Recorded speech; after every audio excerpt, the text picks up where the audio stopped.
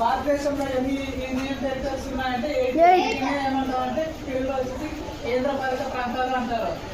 ఈ స్టేట్స్ వచ్చేసి రాష్ట్రాలు. అంటే భారతదేశంలో ఎన్ని రాష్ట్రాలు ఉన్నాయో మనం లొకేట్ చేస్తాము. భారతదేశంలో 28 రాష్ట్రాలు అంటే 28 స్టేట్స్. అవి ఇప్పుడు మన ఈ ఇండియన్ మ్యాప్ లో మనం అవి ఎక్కడ ఉన్నాయనేది లొకేట్ చేద్దాం. ఇది చూడు ఇక్కడ, ఇది ఇండియా మ్యాపే కదా. సౌత్ లో ఉన్నటువంటి స్టేట్ ఏది?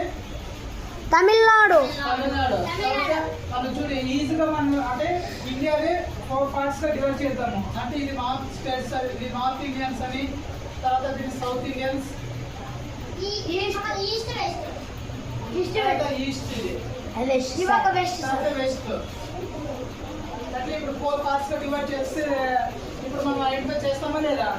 తర్వాత ఈస్ట్ వచ్చేసి ఇక్కడ, ఇప్పుడు ఇది ఈస్ట్. తర్వాత ఈ స్టేట్స్ వచ్చేసి నార్త్ ఈస్ట్ స్టేట్స్ అంటారు. అంటే నార్త్ ఈస్ట్ స్టేట్స్ అంటారు. ఈ నార్త్ ఈస్ట్ స్టేట్స్ ఎన్ని ఉన్నాయి భారతదేశంలో? నార్త్ ఈస్ట్ స్టేట్స్ ఎన్ని ఉన్నాయంటే 7+1 అనమాట. 7+1